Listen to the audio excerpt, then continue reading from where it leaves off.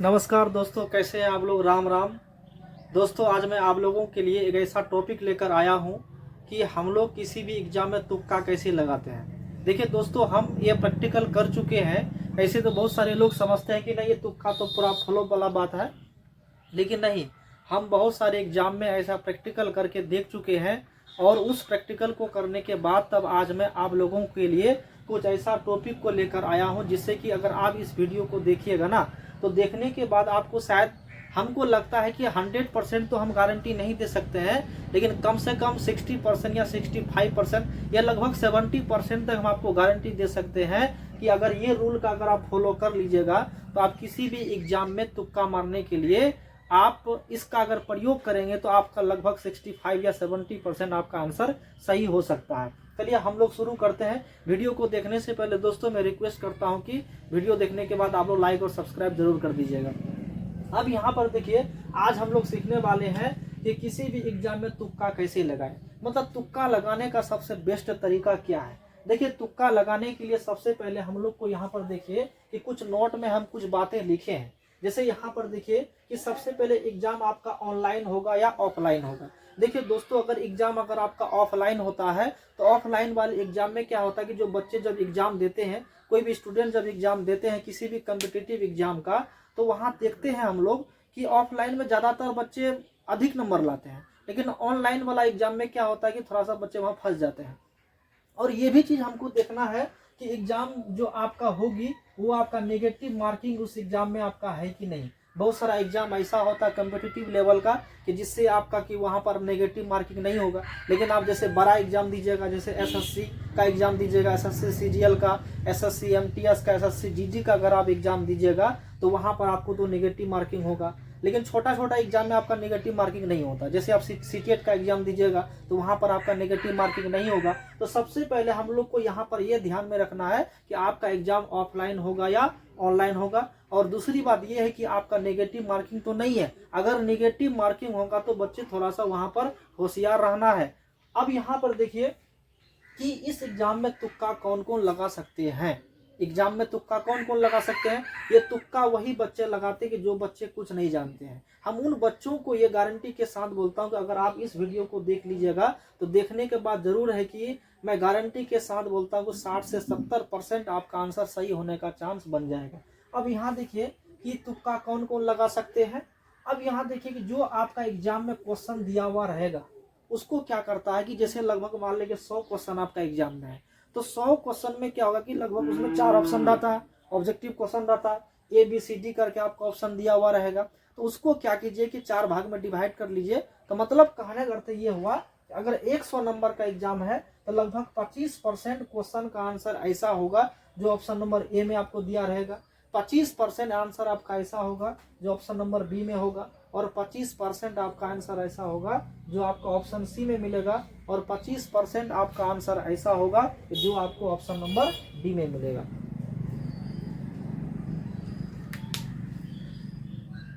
तो हम ये चीज आपको बता रहे थे कि अगर यदि आपका ऑल क्वेश्चन में देखिए ABCD का ऑप्शन आपको दिया हुआ रहता है, ऐसा तो नहीं कि आपका 2 ऑप्शन होगा या केवल 3 ऑप्शन होगा। और भी अगर बड़ा एग्जाम आप दीजिएगा, जैसे कम्पिटिटिव का एग्जाम दीजिएगा, SSC CGL का एग्जाम दीजिएगा, UPSC का एग्जाम दीजिएगा, वहाँ तो आपका 5-5 ऑप्शन मिलेगा। यहाँ तो केवल छोटा छोटा एग्जाम के लिए आपको 4 ऑप्शन मिलेगा। उसमें देखिए ये चारों क्या होगा, 25% आपका लगभग होगा। तो होता है कि 2-4% आपका आगे पीछे हो सकता है, लेकिन लगभग आपका क्या होगा ऑप्शन नंबर, यानी अगर 100 अगर आपको प्रश्न दिया हुआ रहेगा तो उस 100 प्रश्न में से क्या होगा कि 25 प्रश्न का आंसर ऐसा होगा जिसमें से आपका ऑप्शन नंबर ए में होगा। बी में 25% क्वेश्चन का आंसर आपका बी होगा, और 25% क्वेश्चन का आंसर आपका सी होगा, और 25% क्वेश्चन का आंसर आपका डी होगा। तो 2-4% आपका आगे पीछे हो सकता है। अब यहाँ देखिए कि जिनसे अगर कुछ भी नहीं बन पा रहा है तो वो क्या करें। अब कुछ बच्चे ऐसे भी होते हैं कि जब वो एग्जाम देने जाते हैं तो घर में स्टडी नहीं करते हैं, ऐसे वो एग्जाम देने के लिए चले जाते हैं। तो हम उनके लिए भी कुछ ना कुछ तरीका लेकर आए हैं कि जो बच्चे अगर कुछ भी नहीं बना पा रहे हैं, जो कुछ जानते ही नहीं है, तो वो कैसे बनाएंगे, उसके लिए भी हम कुछ ऑप्शन लाए हैं। देखिए आपका ऑप्शन यहाँ पर क्या है कि देखिए यहाँ पर कि अगर 3 से 4 क्वेश्चन बनाने के बाद का ऑप्शन भी सेम होता है, आप कभी कभी जब अगर आप एग्जाम दीजिएगा कि लगातार जब आप 3 से 4 क्वेश्चन अगर आप बना लिए तो आप देखते हैं कि 3 से 4 क्वेश्चन में किसी का आंसर आपका ए आता है, फिर ऑप्शन नंबर 2 का आंसर भी अगर आपका ए आता है। अब अगर क्वेश्चन नंबर 3 का आंसर अगर आपका सी आता है, या क्वेश्चन नंबर फिर आपका 4 का आंसर अगर आपका फिर अगर ए आता है, इसका मतलब यहाँ ये हुआ कि 3 से 4 क्वेश्चन बनाने के बाद का जो ऑप्शन भी होगा वो आपका सेम ही होगा।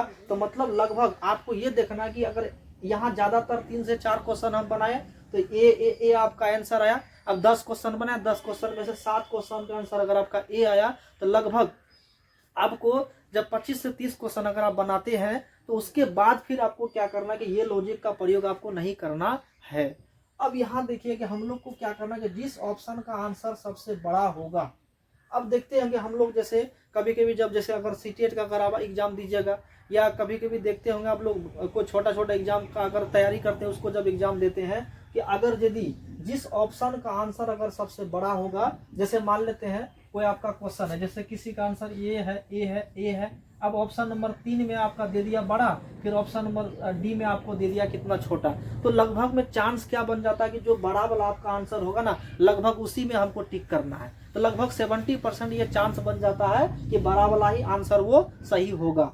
अब यहाँ देखिए कि जो क्वेश्चन बहुत आसान है उसका आंसर ए नहीं होगा। अब कभी कभी देखते होंगे कि एग्जाम में इतना कभी कभी हलवा क्वेश्चन दे देता है, इतना आपका आसान क्वेश्चन दे देता है, तो उस आसान क्वेश्चन को बनाने के लिए ऐसा नहीं कि उसका आंसर हम लोग को ए में टिक कर देना, नहीं, उसका आंसर लगभग 70% ये चांस बन जाता है तो उसका आंसर आपका ये नहीं होगा। अब यहाँ देखिए कि जब ऑप्शन में कंफ्यूज हो तो ए या सी को चुने। अब कभी कभी होता क्या है कि जब ऑप्शन में हम लोग को कंफ्यूज हो जाता है, होता है ना कि जब हम लोग क्वेश्चन को बनाते हैं तो अब ए मारेंगे टिक कि हम लोग सी मारेंगे टिक, तो उस पोजीशन में हम लोग को क्या करना है कि जब अगर ऑप्शन में ज्यादा मात्रा में अगर कंफ्यूज हो जाए तो ऑप्शन नंबर ए या सी को चुने तो ज्यादा बेहतर होगा कि आप ऑप्शन नंबर सी को मारेंगे। किसमें मारेंगे? ऑप्शन नंबर सी पर हम लोग टिक करेंगे। अब यहाँ देखिए कि जिस ऑप्शन का ज्यादा बार प्रयोग किए गए हो अब उसे यूज करने से बचें। अब कभी कभी देखते होंगे कि जब हम लोग लगातार अगर 10 क्वेश्चन हम लोग बनाए, कितना क्वेश्चन बनाए हम लोग? 10 क्वेश्चन बनाए। अगर उस 10 क्वेश्चन में क्या हुआ कि लगातार जैसे ए ऑप्शन, या मान लेते हैं कि उसका आंसर अगर आपका बी आया, लगभग 10 क्वेश्चन में से 5-6 क्वेश्चन का आंसर लगभग क्या आ गया हमारा? बी आ गया। तो अब हमको यहाँ ये देखना कि अब 10 से 11 नंबर वाला जो क्वेश्चन है ये कोई जरूरी नहीं कि 11 नंबर का आंसर ही बी होगा, या 11 से 20 तक के क्वेश्चन का आंसर आपका बी होगा, ऐसा कोई नहीं। आपको वहां पर उस लगातार ऑप्शन को यूज करने से आपको बचना है। जैसे कि यहाँ पर है ना कि जिस ऑप्शन का ज्यादा बार प्रयोग किए गए हों अब उसे यूज करने से बचे। तो मतलब कि अगर बी आंसर आपका ज्यादा बार प्रयोग हो गया है अब तो उस बी से आपको बचना है। ये नहीं कि लगातार आपको बी मार देना, नहीं, लगातार आपको सी मार देना नहीं, लगातार आपको डी मार देना नहीं, वैसा करना नहीं है। नहीं तो पता चला कि आप एग्जाम देने गए, जब रिजल्ट आया तो 0/0 नंबर आपका आ गया, पूरा नेगेटिव मार्किंग का एग्जाम था, पूरा आपका 0/0 आ गया। तो ऐसा हम लोग को ऑप्शन का यूज नहीं करना है। अब देखिए कि जब सिर्फ 2 ऑप्शन पर कंफ्यूजन हो तो जरूर तुक्का का प्रयोग करें। कभी कभी ऐसा होता हो कि जब हम लोग एग्जाम देते होंगे कि जैसे आपका 4 ऑप्शन मिलेगा, option number A, option number B, option number C, option number आपको डी मिला।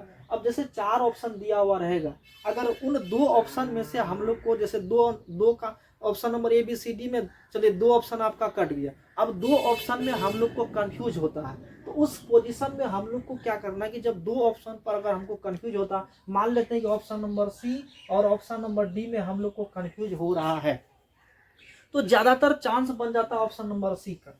ज्यादा चांस किसका बनता है? ऑप्शन नंबर सी का। दोस्तों ऐसा नहीं सोचेगा हम फालतू का बक रहे हैं, नहीं, हम ऐसा प्रैक्टिकल करके देख चुके हैं। जब मेरा भी रिजल्ट आता है तो हम देखते हैं हाँ मेरा ये तुक्का काम सही किया। अगर 2 ऑप्शन में आपको कंफ्यूज हो जाता है ऑप्शन नंबर सी और ऑप्शन नंबर डी में, तो उस पोजीशन में आप लगभग 70% में आपको दावे के साथ बोलता हूँ कि सी आपका आंसर होगा। अब देखिए कि जिन्हें कुछ नहीं आता है वो लगातार 10 क्वेश्चन पर किसी एक ऑप्शन को चुनने का प्रयास करेंगे। अब कुछ बच्चे ऐसे भी होते होंगे कि जिसको कुछ नहीं आता है। अब आपको कुछ नहीं आता है, बड़ा एग्जाम में आप बैठने चले गए, तो अब वैसा तो उस पोजीशन में आप तो एग्जाम नहीं निकाल पाइएगा। तो अब उस पोजीशन में आपको क्या करना है कि जिसको या जिस विद्यार्थी को अगर कुछ भी नहीं आता है तो उस पोजीशन में क्या करना है कि लगातार किसी 10 क्वेश्चन पर है ना एक ऑप्शन को चुनने का प्रयास करेंगे। अगर जैसे मान लेते हैं कि हम लोग क्या करते हैं कि 10 से लेकर हम लोग क्या करते हैं कि 20 क्वेश्चन का जवाब देते हैं। अब 10 से लेकर अगर 20 क्वेश्चन में हम लोग जवाब दे रहे हैं, अगर बी मार रहे हैं तो बी आप मारते जाइए। देखिएगा जरूर है कि आपका 3 से 4 क्वेश्चन का आंसर आपका सही हो जाएगा। कब? जब आपका एग्जाम ऑफलाइन होगा या जब आपका एग्जाम नेगेटिव मार्किंग नहीं होगा, तब बच्चे ऐसा करना है, नहीं तो वैसा आपको नहीं करना है।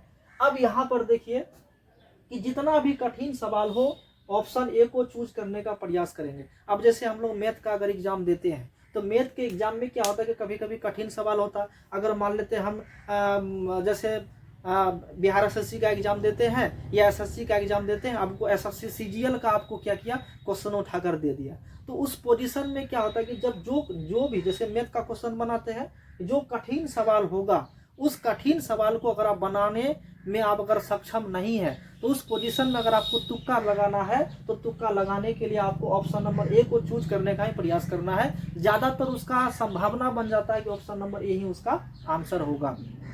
अब यहाँ देखिए, अब देखो अधिक कैलकुलेशन सवाल का आंसर ए होता है। अभी हम बताए ना कि जो सवाल ज्यादा मात्रा में कैलकुलेशन वाला होता नहीं कि जब एक लाइन में आंसर नहीं होगा, 2 लाइन में नहीं होगा, आपको 10 लाइन तक उसका सॉल्यूशन कीजिएगा तभी आपका आंसर निकलेगा। तो जब भी ये ध्यान में रखना कि अधिक कैलकुलेशन वाला अगर सवाल आपको एग्जाम में दिया हुआ रहेगा तो आपको ज्यादा चांस क्या करना है, ज्यादा मतलब आपको कि ऑप्शन नंबर ए को चूज करने का प्रयास करना है। ऑप्शन नंबर ए में ही आपको टिक मारना है। अब देखिए बहुत आसान क्वेश्चन का आंसर ए नहीं होगा, है ना।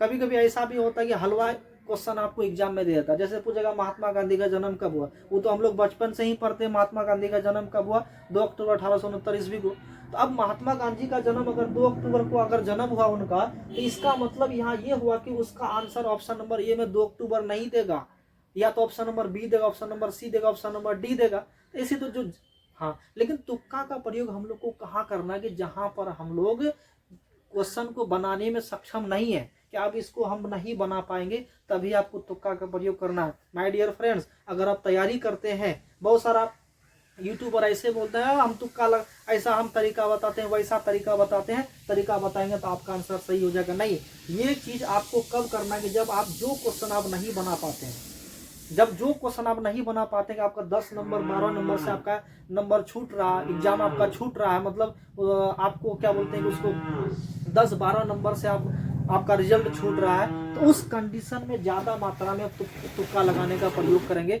15 से 20 क्वेश्चन आप तुक्का लगा दीजिएगा, जरूर है कि 10 से 12 7 से 8 क्वेश्चन आपका सही हो जाएगा। लेकिन जो तैयारी करते हैं वो कभी भी तुक्का का प्रयोग नहीं कीजिएगा। कभी ये लिखता है कि तुक्का लगाने का साइंटिफिक प्रयोग, ऐसा कभी इस भरोसे में आप नहीं जाइएगा।